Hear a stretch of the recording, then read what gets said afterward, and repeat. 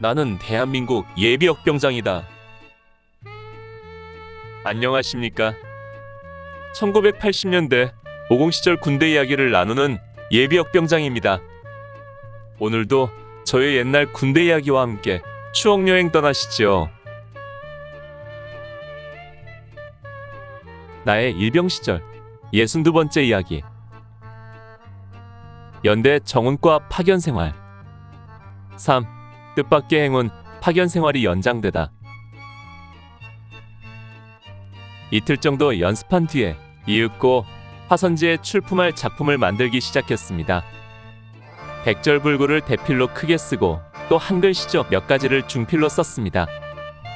내가 쓴 글씨를 가지고 채상병은 양구로 나가 표고를 해서 액자에 담아왔습니다. 액자에 담아 걸어놓고 보니 제법 그럴듯하더군요. 그런데 시간이 너무 빨리 갔습니다. 이렇듯 편한 정훈과 생활을 일주일만 하고 다시 자대로 돌아가야 한다는 것이 너무 아쉽고 안타까웠습니다.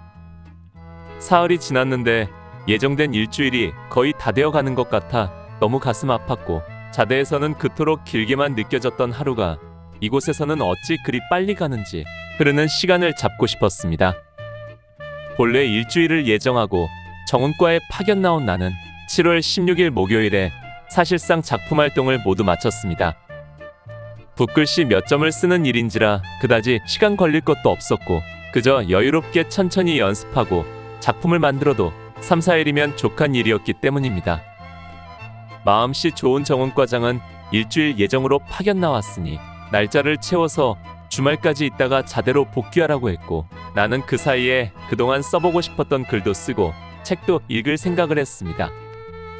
그러나 2, 3일 뒤면 다시 자대로 복귀해야 한다는 것이 못내 아쉽기만 했습니다. 그런데 전혀 예상치 못했던 도움의 손길이 나에게 다가왔습니다. 7월 16일 출품할 작품을 모두 써서 채상병 편으로 표고사에 보내고 오후에 사무실에서 남은 화선지에 명언 몇 가지와 시조 등을 쓰고 있는데 오후 2시경 정훈과장이 급히 들어왔습니다.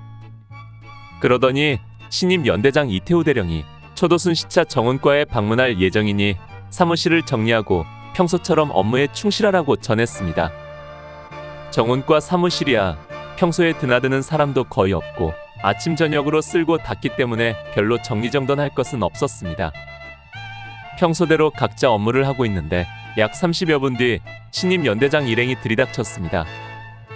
정훈과장실에 들어가 간단한 브리핑을 마친 연대장은 사무실 한편에 서 있는 나와 내가 쓴 글을 보더니 정훈과장에게 물었습니다. 화소령, 얘는 뭐하고 있는가? 예, 국방부에서 하는 진중 창작 작품에 출품할 붓글씨를 쓰고 있습니다. 그래? 글씨 잘 쓰는구먼. 기왕이면 내 방에도 좋은 글 좀 써서 붙이지. 연대장의 이 한마디에 나는 갑자기 할 일이 생겼습니다. 그리고 이것은 내가 정훈과 파견 생활을 일주일이 아니라 그 이상 할 수 있다는 것을 의미하는 것이기도 했습니다. 당장 연대장실에 붙일 글을 쓰기 위한 준비에 들어갔습니다. 정훈과장은 나가더니 연대장 측근들을 통해 연대장의 취향을 탐문해왔고, 연대장이 충효의 내용이 담긴 옛 시조들을 좋아한다는 정보를 얻어가지고 돌아왔습니다. 나는 자료실 책들을 뒤져 적당한 시조들을 찾고 표구점에서 돌아온 채상병은 또다시 양구로 나가 화선지와 먹물, 붓 등을 더 사왔습니다. 다음 날부터 새로운 임무에 들어갔습니다. 주로 정철과 정몽주 등의 시조를 골라서 쓰기 시작했습니다. 3, 4일 동안 10여 장을 써서 연대장실로 보냈더니 이번에는 연대 간부 식당인 BOQ에 게시할 글을 쓰라는 지시가 내려왔습니다. 그래서 이번에는 옛날 위인이나 명장들이 했던 명언 중에서 골라서 쓰기 시작했습니다. 이런 글재들 역시 자료실 책들을 뒤져서 발췌했습니다. 그리고 틈틈이 내가 평소에 써보고 싶었던 기미독립선언서 전체를 창호지 전지에 새 필로 쓰기 시작했습니다. 1500여 자에 이르는 기미독립선언서를 쓰는데 꼬박 이틀이 걸렸습니다. 남들은 뭐하러 쓰느냐고 했지만 나는 우리나라의 독립염원이 담긴 독립선언서를 언젠가 꼭 써보고 싶었기에 정성 들여 썼습니다. 그 작품은 나중에 자대에 복귀할 때 가지고 왔다가 집으로 보내 보관하고 있었는데 지금은 어디에 박혀 있는지 찾을 길 없네요. 이 밖에도 모윤숙의 국군은 죽어서 말한다라는 시를 비롯한 여러 가지도 써서 선물로 주기도 했습니다. 하루는 정훈 과장이 나를 부르더니 말했습니다. 그림은 못 그리냐? 붓글씨를 쓰니까 동양화 같은 것 한번 그려봐라. 하며 나에게 그림을 그려보라고 말했습니다. 나는 그림은 정말 못 그립니다 하고 극구사양했지만 정훈 과장은 거의 반강제적으로 못 그리더라도 흉내만 내라며 그림 그리는 것을 맡겼습니다. 아마 동양화 그리는 것을 다른 대대에 배당했는데 그림 그릴 적당한 사람을 찾지 못한 것 같았습니다. 그렇다고 글씨 한 장만 달랑 출품하기가 뭐하니까 대충이라도 동양화 하나를 그려서 구색이나 맞추자는 생각인 것 같았습니다. 그러나 나는 붓글씨 쓰는 것도 그렇지만 정말 그림은 문외한이었습니다. 내가 직장 다닐 때 화가 선생님이 도자기에 산수화를 그리는 것을 보며 감탄하고 부러워한 것 빼고는 직접 그림을 그려본 역사는 없었습니다. 그러나 군대에서 못한다고 안 할 수는 없는 일이었습니다. 말 그대로 흉내라도 내야 했습니다. 또 중요한 것은 이로 인해 내 파견 기간이 자꾸 길어질 수 있기 때문에 정훈 과장이 못한다고 자르기 전에 내가 먼저 그만둘 필요는 없는 것이었습니다. 그래서 그날부터 그림을 그릴 소재를 찾기 시작했습니다. 사진병 최상병이 자기의 작품 사진 중에서 몇 장을 주었습니다. 보전합동 훈련 모습, 행군 모습, 공격하는 소총수 등 여러 가지였습니다.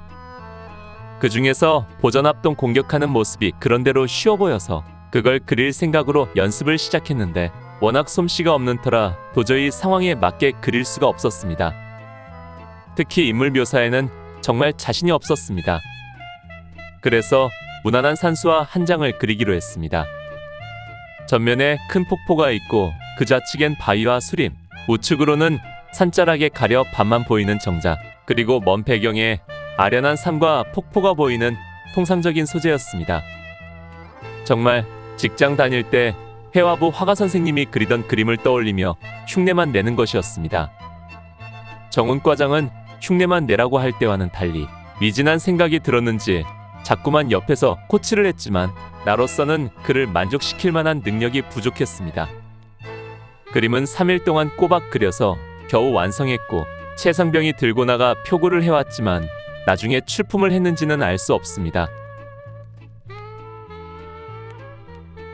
오늘 추억여행에 함께 해주셔서 감사합니다. 다음 이야기를 기대해주시고 구독과 좋아요 부탁드립니다. 당백